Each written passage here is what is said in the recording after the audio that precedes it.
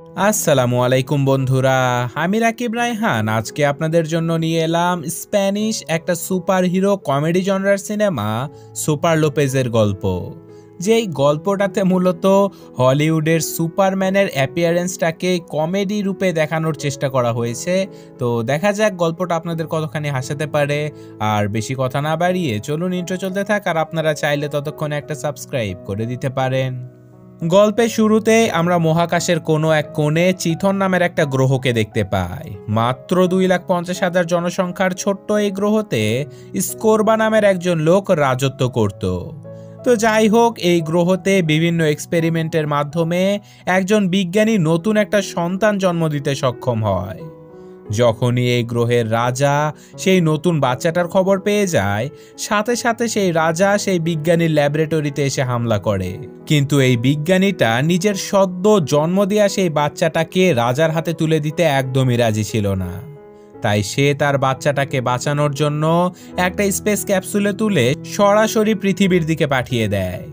এই সব কিছু দেখে রাজার ছোট্ট মেয়েটা তার হাতের ইশারায় সেই বিজ্ঞানীর থেকে জানতে পারে যে বিজ্ঞানীটি তার বাচ্চাকে পৃথিবী নামের একটা গ্রহতে পাঠিয়েছে। বাচ্চাটির নাম ছিল আগাথা। আর বাচ্চাটির মাঝে অনেক সুপার পাওয়ার থাকার কারণে তার বাবা আগাথাকেই পৃথিবীর দিকে পাঠিয়ে দেয়। তার কাজ ছিল সদ্য জন্ম নিয়ে আসে বাচ্চাটাকে জীবিত ধরে আবার এই গ্রহে ফিরিয়ে আনা। তো আগাথা ছোট্ট একটা স্পেস ক্যাপসুল নিয়ে ছুটে যেতে থাকে সেই বাচ্চাটার দিকে। কিন্তু মহাকাশের অনেক দূরত্ব পাড়ি দেবার পরেও শেষমেশ পৃথিবীর কাছে এসে বাচ্চাটার স্পেস ক্যাপসুল একটা স্যাটেলাইটের সাথে ধাক্কা খেয়ে গতিপথ পরিবর্তন হয়ে যায়। আর বাচ্চাটা চলে যায় স্পেনে, আর আগাথা চলে আসে আমেরিকাতে। আর এখন আমরা স্পেনের একটা ফাঁকা রাস্তায় জুন এবং মারিয়া নামের নিঃসন্তান এক দম্পতিকে ঘুরে বেড়াতে দেখতে পাই। কিন্তু ঠিক তখনই তাদের গাড়ির পাশে সেই স্পেস ক্যাপসুলটা এসে ক্র্যাশ ল্যান্ডিং করে। তারা দুজনেই অনেক সাহস করে ধীরে ধীরে সেই ক্যাপসুলটার কাছে গেলে দেখতে পায় সেখানে ছোট্ট একটা বাচ্চা রয়েছে। কিন্তু অদ্ভুতভাবে বাচ্চাটার মুখে বড় মানুষের মতো গোঁফ গজিয়েছিল। তারা বাচ্চাটাকে দেখে অনেক অবাক হলেও মারিয়া সৃষ্টিকর্তার উপহার মনে করে সেই বাচ্চাটাকে নিজেদের সাথে রাখতে চায়। আর ফাইনালি তারা সেই বাচ্চাটাকে কোলে নিলে বাচ্চাটা সবার আগে জুনের হাতের আঙুল ভেঙে অর্ধেক করে দেয়।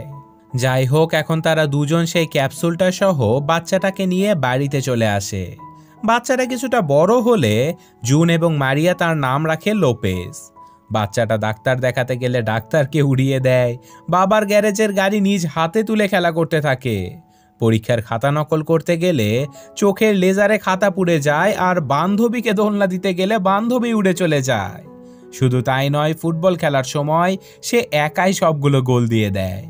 আর এই ব্যাপারটা নিয়ে আজকে গাড়ির ভেতরে তার বাবার সাথে ঝগড়া করতে থাকে লোপেজ।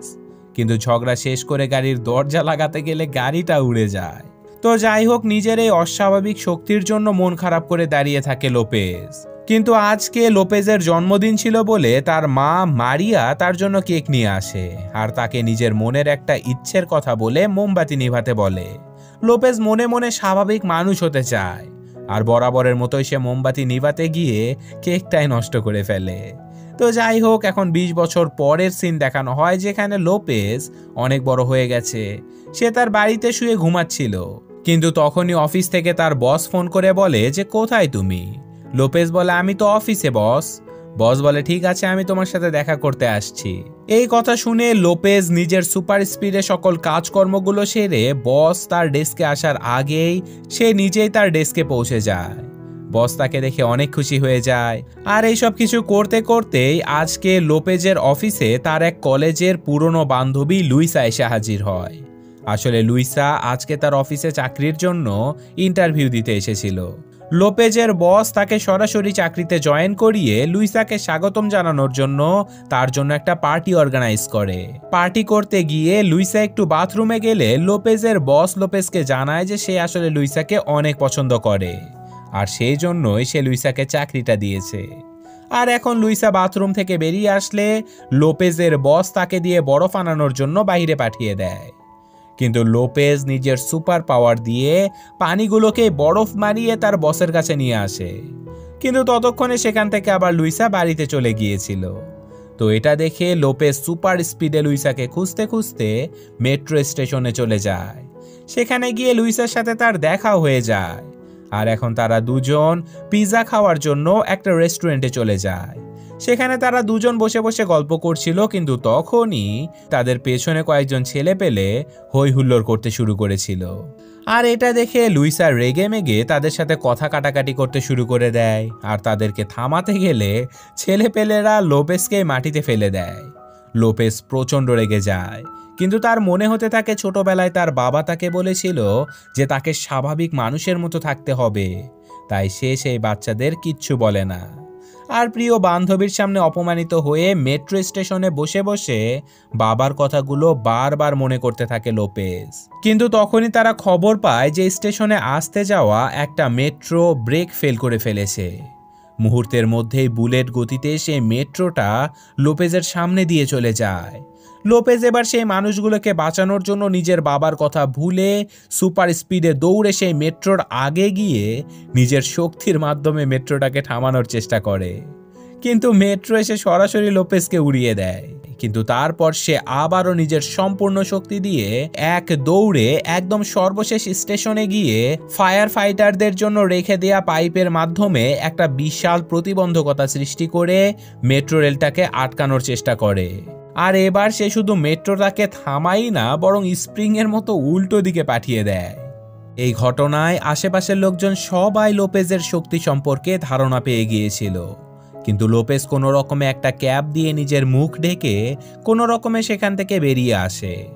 কিন্তু এই সম্পূর্ণ ঘটনাটা চিট নামের একটা টেকনোলজি কোম্পানির সিসিটিভি ক্যামেরায় ধরা পড়ে যায়। আর এখন আমরা আগাথাকে দেখতে পাই, যে কিনা এই চিট কোম্পানিরই ফাউন্ডার ছিল। সে তার নিজের গ্রহের টেকনোলজি দিয়ে আমেরিকায় বিশাল একটা টেকনোলজি কোম্পানির মালিক হয়ে গিয়েছিল। শুধু তাই নয়, এই কোম্পানি বিভিন্ন রকমের মানুষের ক্লোনও তৈরি করত, যেই ক্লোনগুলোই আজকে আগাথাকে জানায় যে তারা লোপেজকে খুঁজে পেয়েছে স্পেনের একটা শহরে। এদিকে আমরা লোপেজকে দেখতে পাই, যে কিনা তার অফিসে লুইসার সাথে বসে খোঁজ গল্প করছিল। কিন্তু ততক্ষণে মিডিয়ার সবখানে এই অচেনা নতুন সুপার হিরোর ব্যাপারে হই হুল্লোড় পড়ে গিয়েছিল। আর এদিকে তখনই আমরা টিভিতে দেখতে পাই আগাথা একটা সংবাদ সম্মেলনে সবার আগে সেই অচেনা সুপার হিরোকে ধন্যবাদ জানায় সেই ট্রেনটাকে বাঁচানোর জন্য। আর তারপর সে বলে, আমি স্পেনে আসছি সুপার হিরো তোমার সাথে দেখা করার জন্য। তোমার সাথে দেখা করে অনেক ভালো লাগবে, আমরা একসাথে অনেক কাজ করতে পারবো। আর এখন আমরা দেখতে পাই আগাথা স্পেনে পৌঁছে গেছে, আর সে তার স্পেনের অফিস থেকে তার নিজের গ্রহ চিথনে তার বাবা স্কোরবাকে ফোন করে জানায় যে সে আজকে লোপেজের খোঁজ পেয়ে গেছে। আগাথা তার বাবাকে দলবল নিয়ে পৃথিবীতে চলে আসতে বলে। স্কোরবা তার মেয়েকে বলে, আমি মাত্র 2 দিনের ভেতরে পৃথিবীতে পৌঁছে যাব। যাই হোক, এখন আমরা লোপেজকে দেখতে পাই, যে কিনা লুইসার সাথে দেখা করার জন্য একটা রেস্টুরেন্টে যাচ্ছিল। কিন্তু তখনই হুট করেই ট্রেনের ভেতরে লোপেজ অদ্ভুত একটা শব্দ শুনতে পায়, যে শব্দটা ছিল আগাথার। আগাথা লোপেজকে সেই শব্দের মাধ্যমে ধীরে ধীরে তার অফিসের মাঝে নিয়ে আসে। আর তারপর সে সরাসরি লোপেজকে বলে যে আমরা দুজন আসলে এই পৃথিবীর কোনো সাধারণ মানুষ নই, আমরা অন্য একটা গ্রহ থেকে এসেছি, আর এখন সময় হয়ে গেছে আমাদের সেই গ্রহে ফিরে যাবার। কিন্তু লোপেজ বলে, এসব ফালতু কথা বাদ দাও, আমি একজন স্বাভাবিক মানুষ। এই কথা শোনার সাথে সাথে আগাথা তার হাতের ইশারায় লোপেজের মনের সব কিছু দেখে নেয়। আগাথা বলে, লুইসা নামের এই মেয়েটার জন্য তুমি এই গ্রহে থাকতে চাও? লোপেজ বলে, আমার যা ইচ্ছা আমি তাই করব, আর হ্যাঁ, খবরদার আমার কানে আর এই শব্দ করবে না। এটা বলে লোপেজ সেখান থেকে চলে যেতে থাকলে আগাথা তার তৈরি করা সেই ক্লোনগুলো দিয়ে লোপেজের উপরে হামলা করায়। আর এবার লোপেজ নিজেও সেই রোবোটিক্স ক্লোনগুলোকে আচ্ছা মতো ধোলাই করে সেখান থেকে চলে যায় লুইসার সাথে দেখা করতে। আর এদিকে আগাথা তার রোবটগুলোকে হুকুম দেয় লুইসার ডিএনএ সংগ্রহ করার জন্য, কারণ সে লুইসার ডিএনএর মাধ্যমে লোপেজকে ধরার প্ল্যান করতে থাকে। আর এখন আমরা দেখতে পাই লোপেজের অফিসে থাকা চিট কোম্পানির একটা ভ্যাকিউম ক্লিনার অটোমেটিকভাবে একটা গ্লাসে লেগে থাকা লুইসার লিপস্টিক স্ক্যান করে ডিএনএর সকল ডাটা পাঠিয়ে দিতে থাকে আগাথার অফিসে। কিন্তু তখনই সেখানে অফিসের বস জেমস চলে আসে। আর সে যখন দেখতে পায় ভ্যাকিউম ক্লিনারটা অদ্ভুতভাবে কম্পিউটার অপারেট করছে, আর এটা দেখে জেমস ক্লিনারটাকে বন্ধ করতে গেলে সেই ক্লিনারটা জেমসের উপরে হামলা করে দেয়। আর অদ্ভুতভাবে সেই ক্লিনারটা একটা ভয়ঙ্কর রোবটে পরিবর্তিত হয়ে যায়। কিন্তু সৌভাগ্যবশত জেমস এবং অফিসের দুজন কর্মী মিলে সেই রোবটটাকে সেখানেই ভেঙে ফেলে। কিন্তু ততক্ষণে লুইসার ডিএনএ রিপোর্ট সম্পূর্ণভাবে আগাথার অফিসে পৌঁছে গেছিল।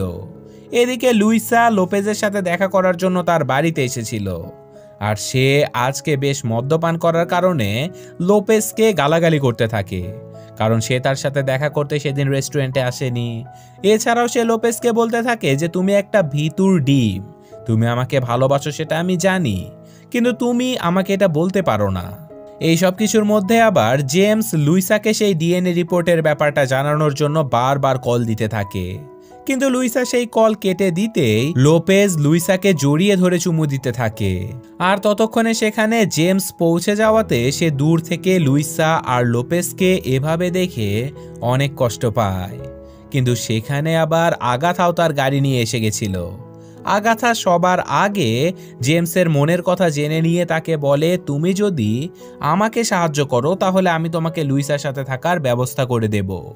তো যাই হোক, এদিকে আমরা লোপেজকে দেখতে পাই যে কিনা তার বাড়িতে ফিরে এসেছিল, কিন্তু আজকে সে তার বাবা মাকে নিজের অস্তিত্ব সম্পর্কে জিজ্ঞাসা করে। সে তার বাবা মাকে বলে যে বাবা, আমি জানি আমি সাধারণ স্বাভাবিক কোনো মানুষ নই, আমি এটাও জানি আমার মা আমাকে জন্ম দেয়নি, তাহলে তোমরাই বলো আমি কে, আমি কোথা থেকে এসেছি। ছেলের এইসব প্রশ্ন শুনে লোপেজের বাবা মা বাধ্য হয়ে তাকে সেই স্পেসশিপের কাছে নিয়ে চলে যায়, যেটাতে করে সে এই পৃথিবীতে এসেছিল। লোপেজ এই সব কিছু দেখে অবাক হয়ে যায়, আর অদ্ভুতভাবে সে এই স্পেসশিপটাকে স্পর্শ করার সাথে সাথে সেখান থেকে একটা ভিডিও মেসেজ প্লে হয়ে যায়, যেই মেসেজে তার আসল বাবা অর্থাৎ চিথন গ্রহের সেই বিজ্ঞানীটা তাকে বলে যে কেমন আছো পুত্র, আমি তোমার বাবা, আমি নিজ হাতে তোমাকে বানিয়েছিলাম, কিন্তু আমাদের গ্রহের রাজা তোমাকে একটা অস্ত্রের মতো ব্যবহার করতে চেয়েছিল, কিন্তু আমি চেয়েছিলাম তোমাকে স্বাভাবিক জীবন দান করার জন্য, আর সেই জন্যই আমি তোমাকে পৃথিবীতে পাঠিয়ে দিয়েছি। আর যেদিন তুমি সুস্থ স্বাবলম্বী হবে সেদিন আবারও আমাদের এই গ্রহে তোমাকে ফিরে আসতে হবে আর বাঁচাতে হবে আমাদের সবাইকে। কথাগুলো শেষ করে ভিডিও মেসেজটা বন্ধ হয়ে যায়। কিন্তু এখানে আবার লোপেজের মা মারিয়া একটা নীল কাপড় খুঁজে পায়। সেটা দেখেই তিনি সিদ্ধান্ত নেয় যে লোপেজের জন্য তিনি একটা সুপারহিরো কস্টিউম বানাবে। আর ফাইনালি জোড়াতালি দিয়ে তিনি লোপেজের জন্য একটা কস্টিউম বানিয়েও ফেলে। আর এবার লোপেজ নিজের সুপার পাওয়ার পরীক্ষা করার জন্য উড়ে বেড়ানোর চেষ্টা করতে থাকে, কিন্তু বেচারা বারবার মাটিতে মুখ থুবড়ে পড়ে যায়। কিন্তু ফাইনালি সে যখন উড়তে শিখে যায় তখন আবার উড়তে উড়তে কখনো জার্মানি অথবা কখনো সুইডেনে গিয়ে পড়ে। আর এখন বেচারা নিজের বাড়ি স্পেনের ঠিকানায় ভুলে গিয়েছিল। সে অনেকক্ষণ ধরে বিভিন্ন চেষ্টা করে শেষমেশ নিজের বাড়িতে এসে পৌঁছাতে সক্ষম হয়। কিন্তু এবার লোপেজের বাড়িতে এসে হাজির হয় আগাথার তৈরি করা লুইসার মতো দেখতে হুবহু একটা রোবট। আর এখন লুইসা লোপেজকে নিয়ে অন্য একটা ঘরে চলে যায়। আর সেখানে গিয়ে লুইসা লোপেজকে বলে যে আমাদের নিরাপদ থাকার জন্য তোমার হয়তো সেই টেকনোলজি জিনিয়াস আগাথার সাথেই কাজ করা উচিত। আসলে এই কথাগুলো লুইসার মাধ্যমে আগাথা নিজে লোপেজকে বলছিল। আর এখন আগাথাকে সাহায্য করতে থাকা জেমস রোবট লুইসাকে কন্ট্রোল করতে থাকে। আর সে এবার লোপেজকে উচিত শিক্ষা দেবার জন্য তাকে বলতে থাকে যে তুমি আসলে একটা বিশ্বাসঘাতক লোপেজ, কারণ তুমি জানতে আমার সাথে তোমার অফিসের বসের একটা সম্পর্ক আছে, কিন্তু তবুও তুমি মদ্যপান করা অবস্থায় আমাকে চুমু দিয়েছো। তুমি আমার বন্ধুত্বের অপমান করেছো, শুধু তাই নয় তুমি তোমার বন্ধু জেমসকেও ধোঁকা দিয়েছো।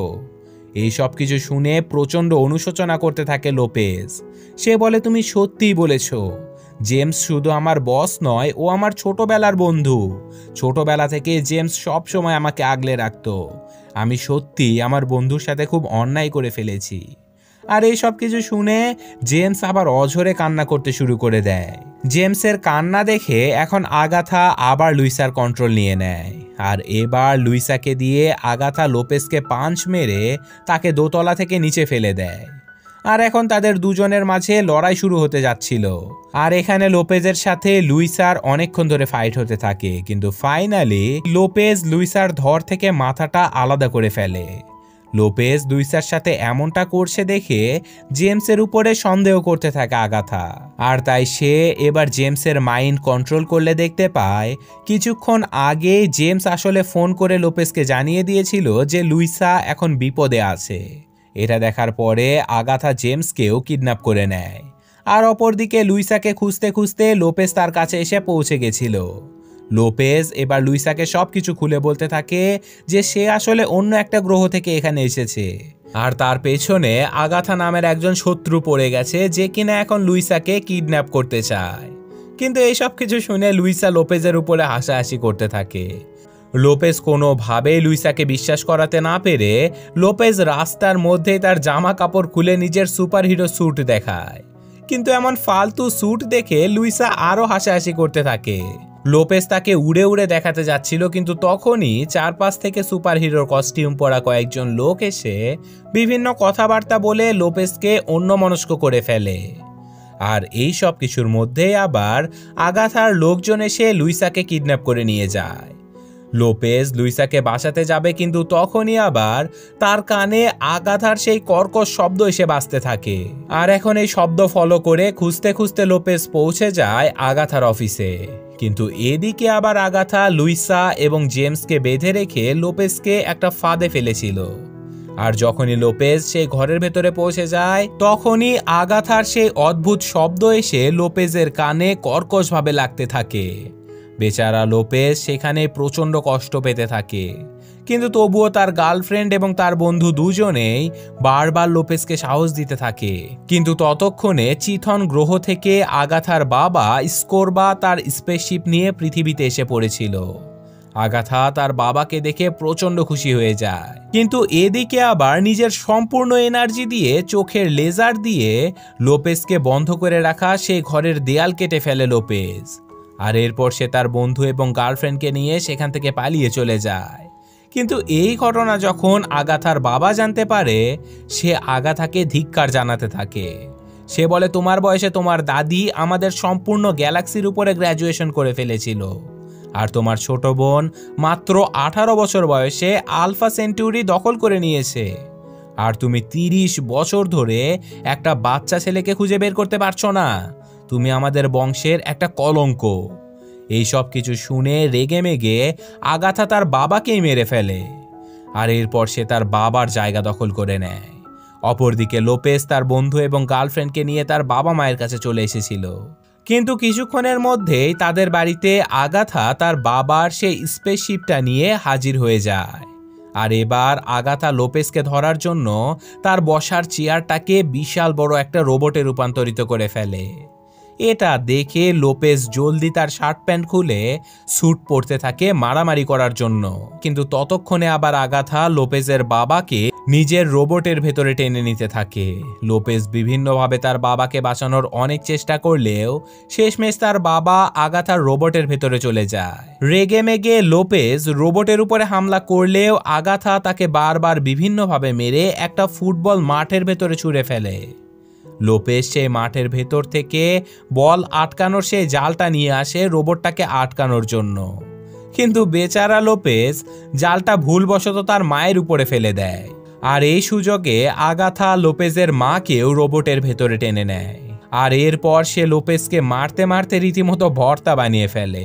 আর এখন আগাথা লোপেজকে কেটে ফেলার জন্য ব্লেড বের করে ফেলে, কিন্তু তখনই সেখানে জেমস এসে আগাথার মনোযোগ নষ্ট করে দেয়, আর আগাথা তাকেও টেনে রোবটের ভেতরে নিয়ে যায়। আর এখন সেই রোবটটা লোপেজকে কাটার চেষ্টা করতে থাকলে দূর থেকে লুইসা লোপেজকে চিৎকার করে ডাকতে থাকে। আর এবার লুইসার ডাক শুনে লোপেজ জেগে ওঠে, আর সবার আগে সে রোবটের হাতটাই খুলে নেয়। আর এরপর বেশ কিছুক্ষণ মারামারি করার পরে ফাইনালি লোপেজ সেই রোবটটাকে তাদের সুইমিং পুলে ফেলে দিতে সক্ষম হয়। আর পানিতে পড়ার সাথে সাথে রোবটটা নষ্ট হয়ে যায়। ধীরে ধীরে পানি থেকে লোপেজের মা, বাবা, বন্ধু এমনকি আগাথাও বেরিয়ে আসে। সবকিছুই ঠিকঠাক মতো শেষ হতে যাচ্ছিল, কিন্তু তখনই লোপেজের মা এসে তাকে বলে যে বাবা, এখন তোর নিজের গ্রহে ফিরে যাওয়া উচিত, কারণ সেই গ্রহে তোর আসল বাবা মা তোর সাহায্যের অপেক্ষায় বুক বেঁধে বসে আছে। কিন্তু এদিকে লোপেজ রাস্তার মাঝে তার সাথে মারামারি করতে থাকা স্পাইডারম্যানের ড্রেস পরে আসা সেই লোকটাকে আগাথার সাথে করে চিথন গ্রহে পাঠিয়ে দেয়। আর চিথন গ্রহের লোকজন সেই মোটা লোকটাকে নিজেদের ছেলে মনে করতে থাকে, যে কিনা আগাথাকে পৃথিবী থেকে ধরে এনেছে। তো যাই হোক, এই ঘটনার পরে লোপেজকে নিয়ে বিভিন্ন টিভি পত্রিকায় অনেক লেখালেখি হতে থাকে। কেউ তার নামে ভালো লিখেছিল, তো কেউ বা তার নামে খারাপ লিখেছিল, কিন্তু তাতে লোপেজের কিচ্ছু যায় আসে না। সে তার নিজের মতো নিজের জীবনটাকে উপভোগ করতে থাকে। আর এই ঘটনার সাথে সাথেই আজকের এই গল্পটা শেষ হয়ে যায়। তো কেমন লাগলো আজকের এই গল্পটা কমেন্টে জানাবেন। আর আমি আজকের মতো বিদায় নিচ্ছি। আল্লাহ হাফেজ।